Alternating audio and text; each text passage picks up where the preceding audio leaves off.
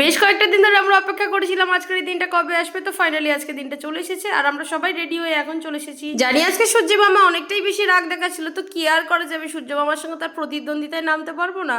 তো যাই হোক, আজকে এসেছি শর্মিষ্ঠাদির বাড়িতে আর আসার সময় দেখলাম কত সুন্দর মাটির জগন্নাথ তৈরি করে রোদে শুকাতে দিয়েছে।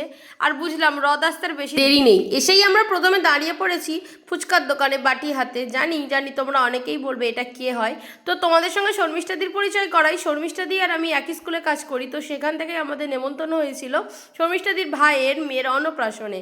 তো সেখানে এসেছি আমরা সবাই সুন্দর করে শাড়ি পরে একদম ঝাঁকা নাকা সেজে।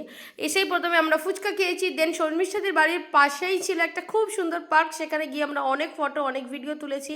রোদে এসে আমাদের অনেক কষ্ট হয়ে গেছে, তাই প্রথমে আমরা আইসক্রিম খেয়ে গেছি। আর এই সেই পড়ি যার জন্য আজকের এই দিনটা। এসে দেখলাম আমাদের স্কুলের আরও দুটো টিচার চলে এসছে এবং তারাও খাচ্ছে। তো চলো তোমাদের সঙ্গে শেয়ার করি আজকে দুপুরে লাঞ্চটা কী ছিল। আজকে দুপুরে একদম সুন্দর এলাহি আয়োজন ছিল। আমাদের যেতে যেতে মোটামুটি ওই 1:30 বেজে গেছিলো, তাই প্রথম থেকেই আমরা চেয়েছিলাম তাড়াতাড়ি একটু খেয়ে নিই। আর দুপুরের খাবার তো তাড়াতাড়ি খাওয়া উচিত, আমরা তো স্কুল থেকে গিয়েছি মর্নিং স্কুল করে। দেন আমরা বসে পড়েছি সবাই মিলে একসঙ্গে খেতে। আমরা অনেক এনজয় করেছি আর অনেক মজা করে খাচ্ছিলাম। আর তার সাথে এই চিলি এঁচড়টা খেতে কিন্তু দারুণ ছিল। আচ্ছা, তোমরা কারা কারা চিলি এঁচড় খেতে ভালোবাসো অবশ্যই জানিও। আর এর টেস্টটা ছিল একদমই অন্যরকম, খুবই ভালো। তারপর আমরা সবাই মিলে খেয়েছিলাম দই কাতলা, আর দই কাতলা খেতে সত্যিই খুব ভালো ছিল, তাই আমি 2 পিস খেয়ে ফেলেছি। তোমরা প্লিজ কেউ নজর দিও না।